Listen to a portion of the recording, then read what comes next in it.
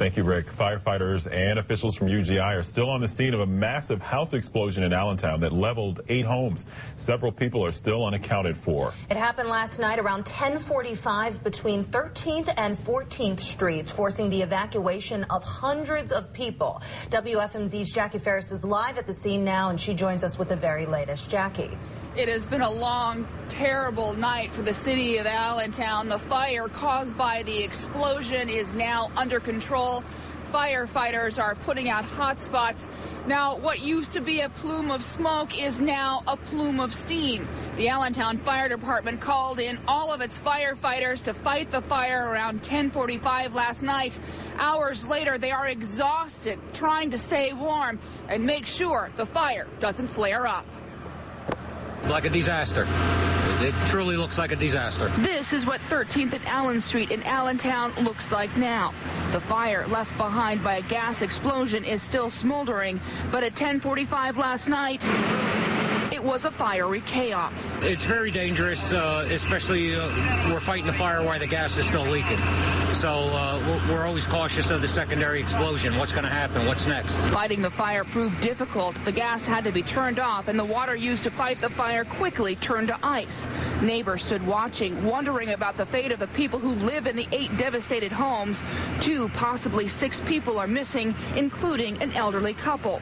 Neighbor Angel Rodriguez says he drove past the homes and pulled into his driveway seconds before the explosion. Before we even turned off our car, we felt and heard the explosion.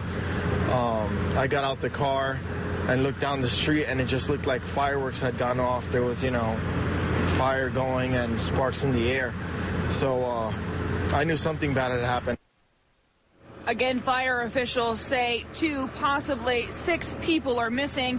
8 homes are directly involved. Fire officials say a total of 30-something homes have been affected. Gas in the area has been turned off, and the people who live around here have been evacuated. The fire crews continue to work at the hot spots, trying to stay warm and make sure they take care of everything that needs to be wrapped up here. That's basically the latest here at 13th and Allen. Back to you in the studio. All right, Jaccii, thanks so much. Well, victims who were left homeless by the blast and hundreds of others who were evacuated were taken to Ag Hall at the Allentown Fairgrounds last night. And that's where WFMZ's Bo Koltnow is live with the latest on the relief efforts. Bo.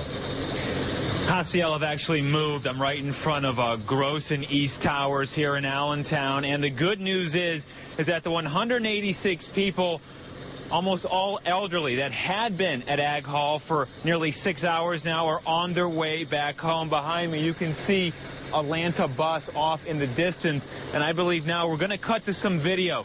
What you guys should be seeing right now happened at about 4:20.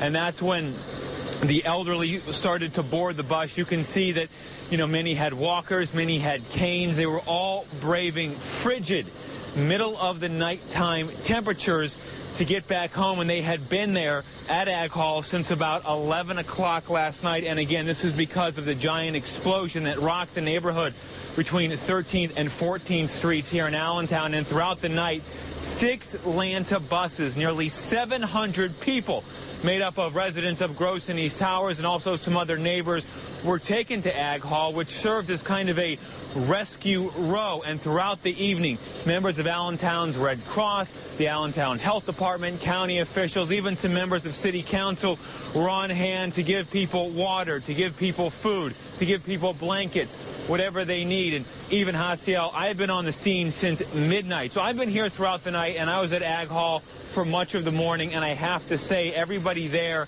spirits were incredibly high. I mean, you had people who were 95 years old who had to be rushed out of their house in the middle of the night, were taken to Ag Hall, and everybody was calm, and everyone couldn't believe how well everything went off. The county did a tremendous job in getting people to Ag Hall, but we did speak with one family who completely lost their home.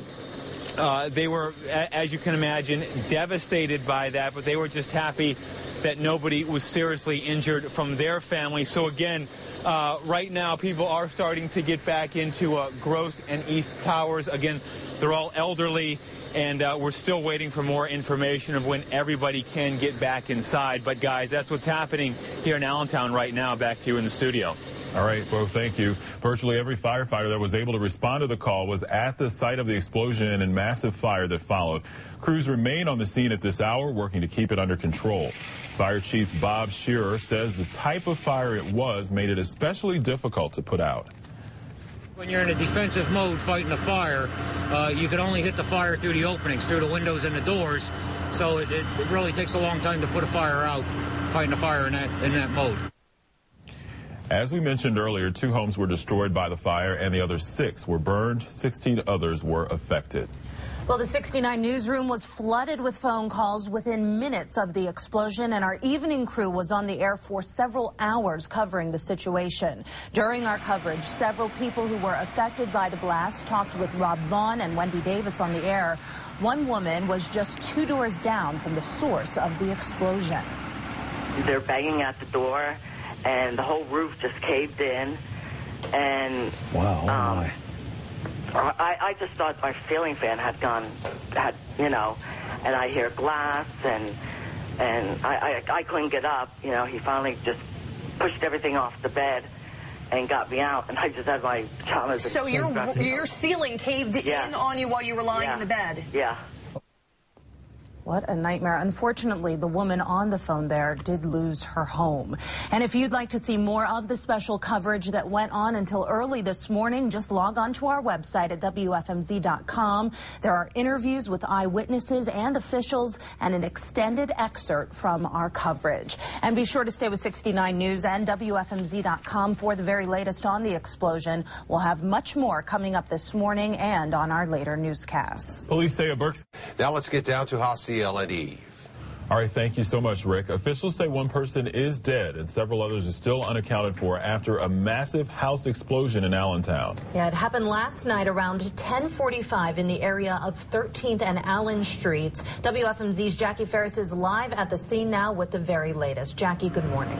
Good morning. Fire officials say they don't know if the gas that caused the explosion was out in the street or in one of the homes. They say one thing is for sure. What's happening here at 13 and Allen Street is moving from a firefighting exercise to a recovery exercise. 10:45 Wednesday night, an explosion rocks 13th and Allen Streets in Allentown. Neighbor Angel Rodriguez says he drove by the homes that exploded and pulled into his driveway seconds before it happened. Before we even turned off our car, we felt and heard the explosion. I got out the car and looked down the street, and it just looked like fireworks had gone off. There was, you know, fire going and sparks in the air.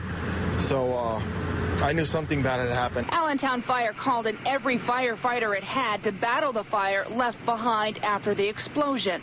They seen the debris laying in the street. They quickly realized, yes, it was in fact an explosion.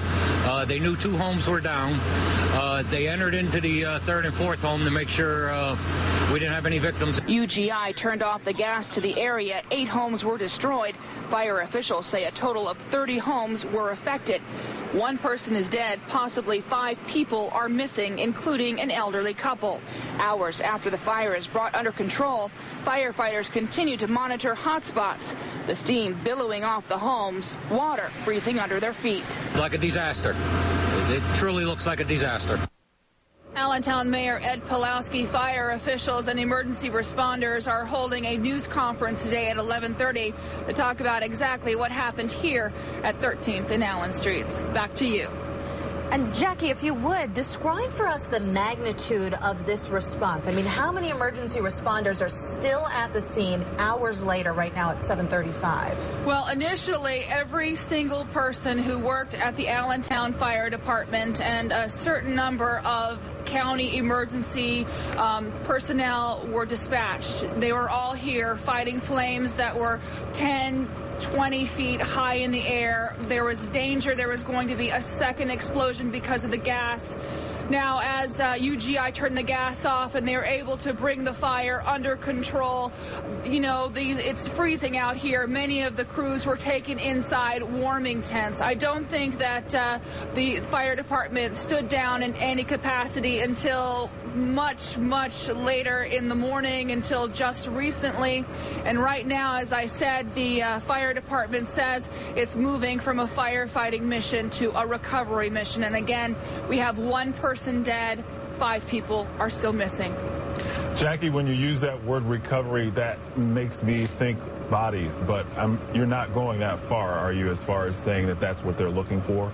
Well, I know that the fire officials, they don't like to say that they're going to have to go in and see if there are indeed any bodies inside, but that's what recovery means in a situation like this. Okay. All right, Jaccii. Well, thanks for keeping us updated all morning long. Well, hundreds of people were forced to evacuate because of the explosion, and many of them ended up at a temporary shelter at Ag Hall at the Allentown Fairgrounds. Many of those residents are back in their homes this morning. WFMZ's Bo Koltnow is standing by live with the latest on that part of the story. Bo? Even Jaciel, you were just asking Jaccii about a recovery mission, and I think she mentioned that there is 1 person who is confirmed dead. Now, the good news in this whole situation is that, you know, there were 700 people who were displaced, who were taken over to Ag Hall. Many of those were elderly women, you know, men and women who are up to 95 years old. And out of all the people who were taken to Ag Hall, nobody was seriously injured. There were no reports of anybody suffering any kind of ill effects from whatever happened last night to the cold or anything like that. So that is the good news. And around 4:20 this morning, about 186 residents of Gross and East Towers behind me, all of them elderly, were taken back into the apartment complex behind me. And throughout the morning, I've seen a few people going in and out of the building behind me, but it has been a very, very long and cold night for a lot of these people. I've been on the scene since midnight, and last night at Ag Hall, it was really a sight to watch because everybody moved in a really, really coordinated fashion. Everything was flowing. Nobody was panicking. Nobody was in a bad mood. You had the Red Cross. You had members of the Allentown Health Department. You had volunteers. You had some city council members who came into Ag Hall and, you know, fed people, gave people water, gave people blankets, gave people clothing. So that is the good news. Now, and throughout this, there were 8 homes that were completely destroyed. So as you had 186 people get back into the towers behind me, you do have families that don't have a home to go to tonight. And the Red Cross says that the Comfort Suites in Dorneyville, it's opened its doors to at least 3 of those families to stay there overnight. But the Red Cross does expect to have to place more families today because, you know, there were people who went with family members, people who went with friends, and they still have to wait and see of how many people are actually going to be displaced because of this. I think there are about 24 to 30 homes in total that were damaged because of all this. So there's still a lot to sort out. And again, in the next hit we have, I hope to bring you guys some new and updated video and some sound bites because really people in what I saw behaved in just a remarkable way last night, and that was really, really great to see. Even Jaciel, back to you. Bo, I imagine the people you mentioned seeing walk back into their home behind you, they expressed a sense of relief to you as they passed by. Well, I saw them close up at 4:20 this morning over at Ag Hall, and the wind was whipping. It was extremely cold. It was 10, 15 degrees, and some of these people only had short sleeves on, or some of the women only had skirts on because they had to be just rushed out of here last night. But if you can remember, about 16 years ago, there was another explosion that happened in Gross Hall, and from some of the local law enforcement that I was talking to last night, they said the situation that happened, it was a much bigger scale last night, and they said the county just performed extremely well. Everybody knew what they were doing to get people over there, to get people inside, to get people out of the cold, and that was, again, really, really great to see. Yeah, great to hear that the community has really come together, Bo, to help in this response.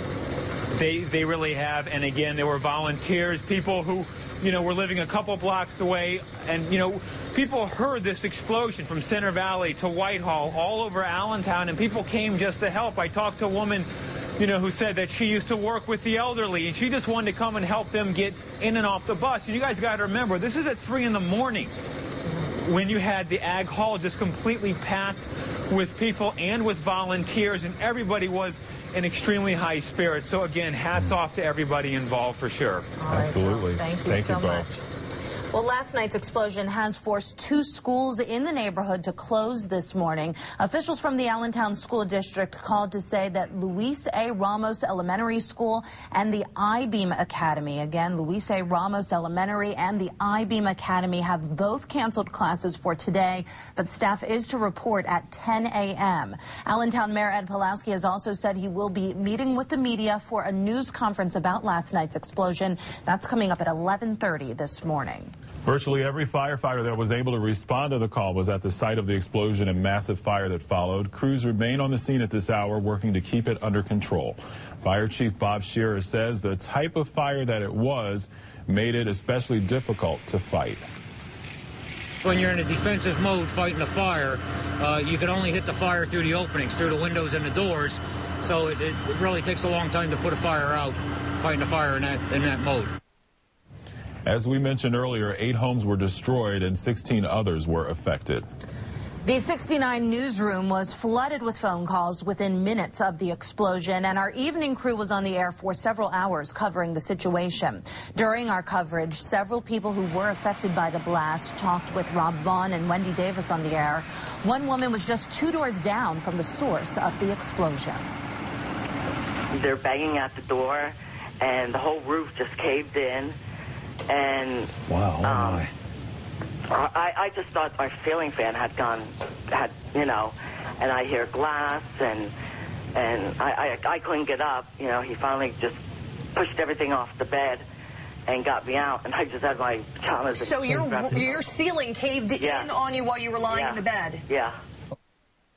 Wow, and if you'd like to see more of the special coverage that went on until early this morning, just log on to our website at WFMZ.com. There are interviews with eyewitnesses and officials and an extended excerpt from our coverage.